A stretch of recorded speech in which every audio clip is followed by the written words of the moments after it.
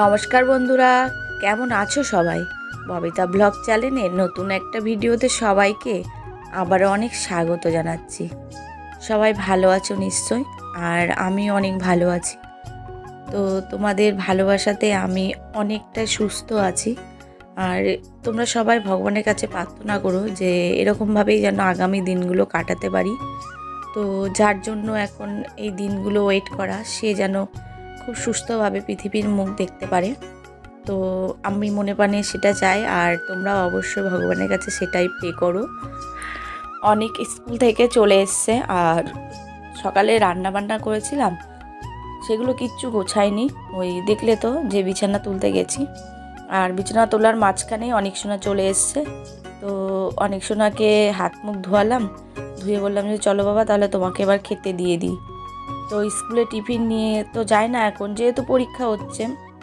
আর তোমাদের দাদাভাই ওকে দিয়ে মানে খেয়েই চলে গেছে। তো সেই কারণে সব কিছুই মানে বাসনপত্র সব ছড়ানো। তো ওকে হাত মুখ ধুয়ে এবার চলো ওকে খাইয়ে দেবো, আর আমিও খেয়ে নেব, তারপরে বাকি কাজ হবে। আর এই দেখো, মানে বাইরের কাজ কর্ম সেরে আসলাম, মানে খেয়ে তারপরে বাসনপত্র সব গুছিয়ে রান্নাঘরটা পরিষ্কার করে তবে আবারও বিছানার কাছে চলে আসলাম। তো এই কাঁথাটাকে লাগে না, সেই জন্য ভাবছি এই কাঁথাটা আর বালিশটা রেখে দেব। আর এই যে এইদিকে জামা কাপড়ও কিছু অগোছালো ছিল, সেগুলো ভাবলাম যে আজকে একবারে গুছিয়ে রাখবো। আর এখন তো একবারে অত কাজ করতে পারি না, মানে অনেকের পেছনে আমাকে সারাক্ষণ একটু তালি দিতে হয়। তারপরে ওর পড়াশোনা তো রয়েছেই, আর সংসারের কাজকর্ম সব কিছু মানে আমি একবারে করি না, ওই মানে থেকে থেকে করি। সেই কারণে মানে কাজের প্রেশারটাও কম পড়ে। আর এই অবস্থায় যদি সব কিছু একবারে করতে যায় না, শরীরে মানে সাথ দেয় না, পেরে উঠি না, মানে হাঁপিয়ে যায়, খুব কষ্ট হয়। সেই কারণেই মানে আমি থেকে থেকে কাজগুলো করি অল্প অল্প করে, যাতে আমার কষ্টটা একটু কম হয়। আর এটা যেহেতু সেকেন্ড প্রেগনেন্সি, সেই কারণে মানে এখন একটু সাবধানে বেশিই থাকতে হবে। প্রথম প্রেগনেন্সির থেকে সেকেন্ড প্রেগনেন্সিটা কিন্তু খুব কষ্টের জার্নিটা। তো তোমরা যারা সেকেন্ড প্রেগনেন্সিতে রয়েছো তারা নিশ্চয়ই আমার থেকে ভালো জানো বা ভালো বোঝো, তো তাদেরকেই বললাম। আর এই দেখো, চলে এসেছি আবারও রান্নাঘরে দুপুরে রান্নার জন্য। তো চলো তোমাদেরকে দেখাই কি কি রান্না করলাম আজকে। এই দেখো রান্না করেছি, এটা হচ্ছে কুমড়ো, মানে ভাজা ভাজা করেছি সরু সরু কেটে, বা চচ্চড়ি বলতে পারো। আর করেছি এখানে লাইলন টিকা মাছ নিয়েছিলাম আগে, সেই লাইলন টিকা মাছ। আর করেছি মানে রুই মাছ। তো দু রকমের মাছই এখানে করেছি।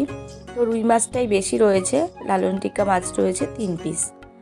আর কুমড়ো চচ্চড়ি। আর এই যে সকালবেলা করেছিলাম শাক, তোমাদের দাদাভাই আর আমার দেওর নিয়ে গেছে শাক। আর করেছিলাম হচ্ছে এই যে এইটা দেখো, অনেকের জন্য করেছি, ও যদি মাছ না খায় তখন ওকে এটা দিয়ে দেবো, ডিমের পোস্টটা। আর এই যে সকালবেলা করেছিলাম কচুর গোড়ার তরকারি। তো এই তরকারিটা আমাদের খুব ভালোবাসে। তোমরা কে কে ভালোবাসো? তো বন্ধুরা চলো, এখন কাজকর্ম সব হয়ে গেছে, রান্নাবান্না তোমরা তো দেখলেই যে সব রান্নাবান্না কমপ্লিট। আর মাথা ঘষেছি হচ্ছে 2 দিন হয়ে গেল। তো সানডে মাথা ঘষেছিলাম, আর এই যে মাথায় আর তেল দিইনি। তো আজকে ভাবলাম একটু তেল দিয়ে নিই। আর এই টাইমটা প্রেগনেন্সির সময় দেখতে একটু মাথায় তেল না দিলে না কেমন লাগে, মাথাটা সবসময় ঘোরায়। তো সেই কারণে তেল দিয়ে দিচ্ছি। আর এই যে আমি এই তেলটা ইউজ করি, কুমারিকা। তো চলো, এই তেলটা খুবই হালকা, খুবই হালকা। আর এটা আমি মাখছি মিনিমাম ওই বিয়ের আগের থেকেই মাখি এই তেলটা। আর এই তেলটা এখানে আমি পাই না, ওই বাড়িতে গেলে তখন নিয়ে আসি, মানে বাবা এনে রেখে দেয়, তো তারপরে আমি নিয়ে আসি। তো এই তেলটা মানে আমার স্যুট খেয়ে গেছে। আর এই তেলটা ছাড়া আমি কিছু ইউজ করতে পারি না। তো যখন পাই না তখন মানে অন্য যদি কোনো তেল দিই না মাথায়, খুব প্রবলেম হয়, চুল ওঠে খুব। আর এই তেলটা ইউজ করলে আমার একটু কম চুল ওঠে। আর এই সময় প্রেগনেন্সিতে দেখবে যে চুলটা একটু বেশি ওঠে, আর যখন বেবি হয়ে যাবে তখন তো আরও বেশি উঠবে, কেননা আমরা এখন প্রেগনেন্সিতে বিভিন্ন রকমের ওষুধ খাচ্ছি। সেই কারণে মানে আমাদের চুলটার উপর দিয়ে অনেকটাই এফেক্ট হয়। আর প্রেগনেন্সিতে অনেক চুলটা নষ্ট হয়ে যায়, আর বেবি হওয়ার পরেও অনেকটা নষ্ট হয়ে যায় চুল। তো আমার এখন যা চুল আছে অনেক ওর আগে মানে তার ডবল ছিল।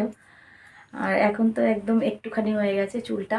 তো সেই কারণে এখন আর চুলটা বেশি বড়ও করি না, ছোট করে কাটি। আর এই চুল কেটেছি প্রায় 8-9 মাসের ওপরে হয়ে গেছে। এখন তো আর কাটতে পারবো না যতদিন না বেবি হচ্ছে।